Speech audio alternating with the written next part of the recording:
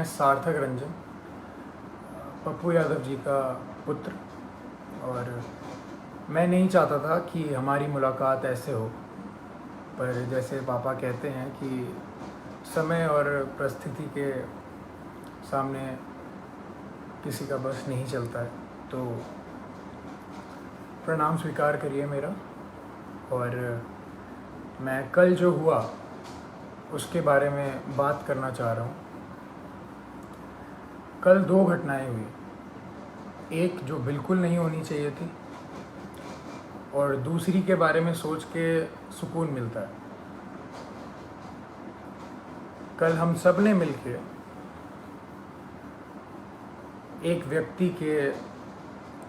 व्यक्ति के ऊपर अन्याय जो हुआ है, हम सब ने मिलके ट्विटर पे हमने उस ट्रेंड को नंबर 1 कर दिया और काफ़ी घंटों तक रहा। मैंने भी ट्वीट किया घर पे अपने आराम से सोफे में बैठ के, उसे नंबर 1 ट्रेंड की दौड़ पे लगे रहे सोचा। पर वो कल हुआ और कल चला गया है, और अब जब जेल जाने की बारी आई है तो मेरे पिता अकेले हैं। कल 9 बजे से लेके आज सुबह 3 बजे तक वो सिर्फ एक मुजरिम की तरह ट्रीट हुए हैं, और मैं जानना चाहता हूँ कि उनका जुर्म है क्या। हॉस्पिटल्स की जो हालत है बिहार में, उसकी सच्चाई दिखाना जुर्म है, या दवाइयाँ नहीं हैं तो जिनको ज़रूरत है उनको दवाइयाँ पहुँचाना जुर्म है, लोगों को खाना देना जुर्म है, या जो काला बाज़ारी चल रही है दवाइयों की उसको पेश करना जुर्म है। सबसे बड़ा जुर्म मेरे को ये लग रहा है कि एक नेता के घर पे जो छापा मार के उन्होंने आप लोगों के लिए जो एम्बुलेंसेस यूज़ होनी थी वो बस घर पे पड़ी हुई थी, और वो बस ये चाह रहे थे कि वो सारी एम्बुलेंस यूज़ हों आप लोगों के लिए। मुझे लग रहा है कि यही जुर्म उनका सबसे बड़ा रहा।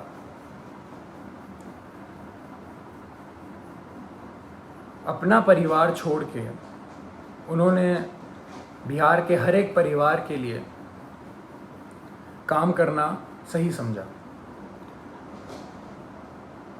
हर एक परिवार की एक भी पुकार अनसुनी ना जाए, उनका बस यही मकसद है। शुरुआत से मैं हर रोज़ बात करता था उनसे, कल के पहले तक हर रोज़, और बस एक ही चीज़ पूछता था मैं उनसे कि क्या आपकी तबीयत ठीक है, क्योंकि मैं भी घर पे बैठ के आराम से आप लोगों की तरह बस देखता था कि वो उनकी वीडियोस कि कभी वो कोविड वार्ड में जा रहे हैं, पेशेंट्स के बीच में जा रहे हैं, मुर्दा घर जा रहे हैं, या भीड़ के बीच में खाना दे रहे हैं, या कोई माँ उनसे गले लग के अपने बेटी या बेटे के लिए रो रही हैं। तो मुझे भी यही लगता था, या तो कभी किसी मुर्दा के साइड में खड़े हैं मुर्दा घर जाके, तो वो देख के मेरे को बस यही लगता था कि दूसरी बॉडी मेरे पिता की भी हो सकती है इस महामारी के कारण। और हमेशा जब भी मैं उनसे पूछता था कि पापा मास्क पहन रहे हैं या सैनिटाइज कर रहे हैं या कुछ ध्यान रख रहे हैं, तो वो कहते थे कि मुझे कुछ नहीं हो सकता, क्योंकि मेरे साथ पूरा बिहार है, उनका स्नेह है, उनकी दुआ है। और वो आज अकेले बीरपुर में पूरी रात नहीं सोए हैं और अकेले हैं, और जहां उन्हें रखा गया है वो बिल्डिंग किसी भी वक्त टूटने के दम पे है। और जब ऐसा व्यक्ति इतना काम करके, इतनी सच्चाई से काम करके अकेला पड़ जाए, तो बुरा बुरा लगने वाली बात है ये कि उन्होंने हर एक घर के लिए अपना घर छोड़ा है, अपने घर की जिम्मेदारियां छोड़ के आप सबके बीच रहने का संकल्प लिया, आप सबके लिए जीने के लिए संकल्प लिया। हमने कल बहुत बहुत साथ दिया उनका ट्विटर पे और किस पे नहीं, पर सिर्फ ट्विटर ही चीज़ नहीं रह गई है, सिर्फ नंबर 1 ट्रेंड होना ही नहीं रह गया है। जब ऐसा व्यक्ति अकेला पड़ जाए जो रात दिन सेवा करे लोगों की और लोगों के लिए ही जिए, अपना सब कुछ छोड़ के, अपना सब कुछ त्याग के। हम लोगों ने बोलते थे आ जाइए, आप वापस आ जाइए, ठीक नहीं है, रिस्की है, सही नहीं रहेगा,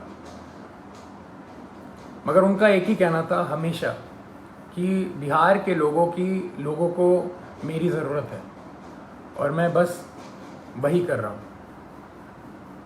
अपने बारे में, अपनी जान के बारे में बिल्कुल ना सोचते हुए वो बस आप लोगों के लिए काम रात दिन करते रहे। हॉस्पिटल में छापा मारना हो तो पप्पू यादव जाएंगे, खाना देना हो तो पप्पू यादव देंगे, दवाई देना हो तो पप्पू यादव देंगे, बेड चाहिए, ऑक्सीजन चाहिए, एम्बुलेंस चाहिए तो पप्पू यादव करेंगे। अभी हमारे बीच पप्पू यादव कौन बनेगा?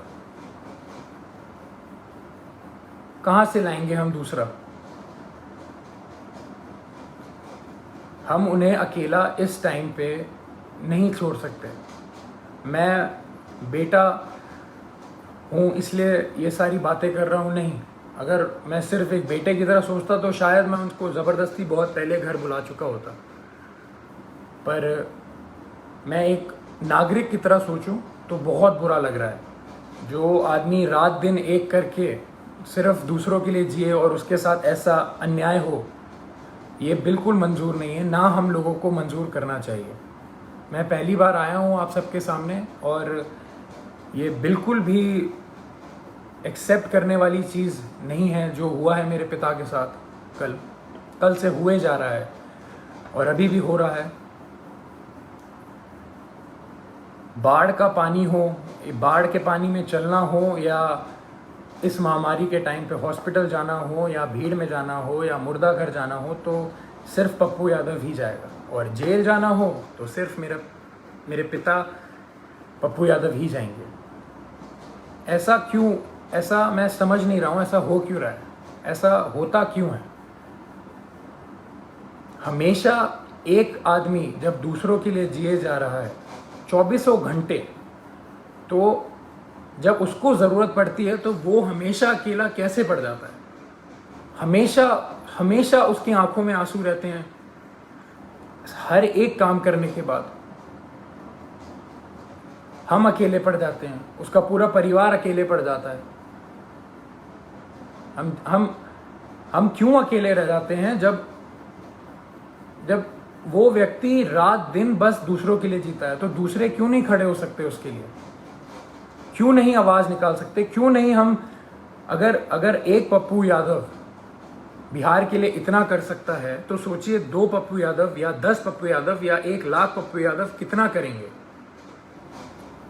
मैं कहूँगा मेरे पिता का नाम सिर्फ एक नाम नहीं है, वो सिर्फ एक व्यक्ति नहीं है, वो एक जुनून है।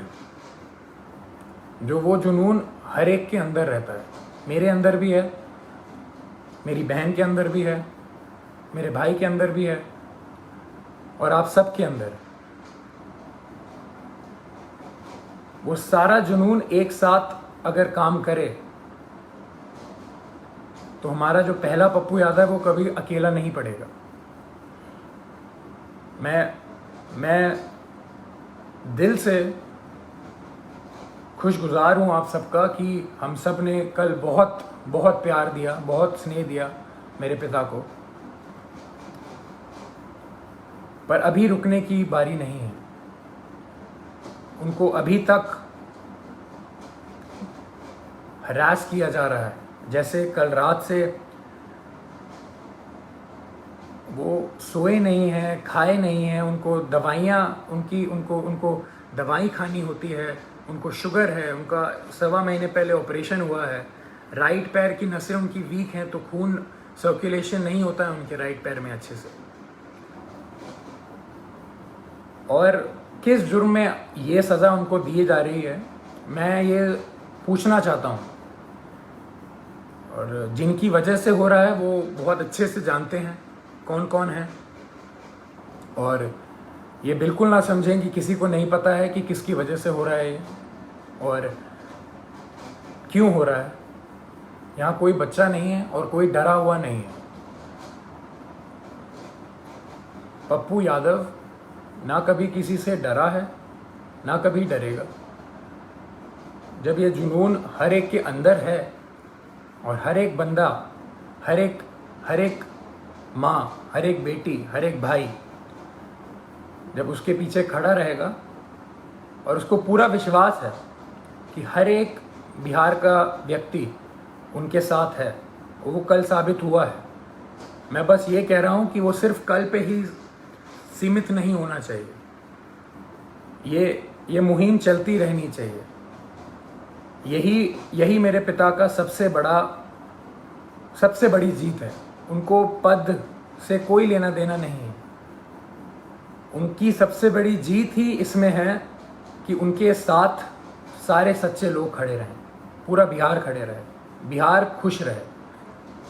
उनकी सबसे बड़ी जीत यही है।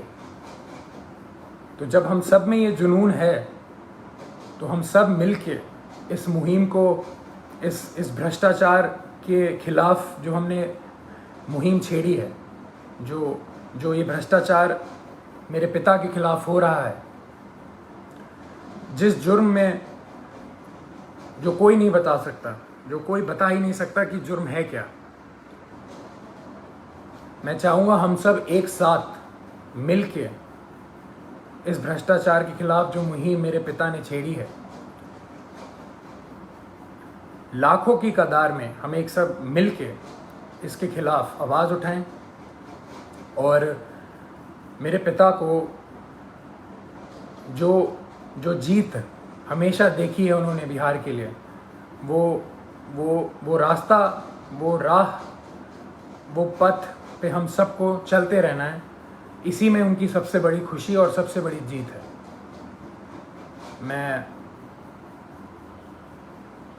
मैं बहुत खुश नसीब महसूस करता हूँ कि मैं अभी यहाँ बैठ के आपके सामने ये सब बोल पा रहा हूँ। ये मेरे पिता का संघर्ष ही है जो इतना प्रेम उन्हें मिलता है, और उनके नाम की वजह से मैं यहाँ पे बैठा हूँ तो आप सबके बीच में मेरी आवाज़ जा पा रही है। उनके संघर्ष को हम सबको मिलके उसकी आग को उठा के ही रखना है, बुझने नहीं देना है। प्रणाम।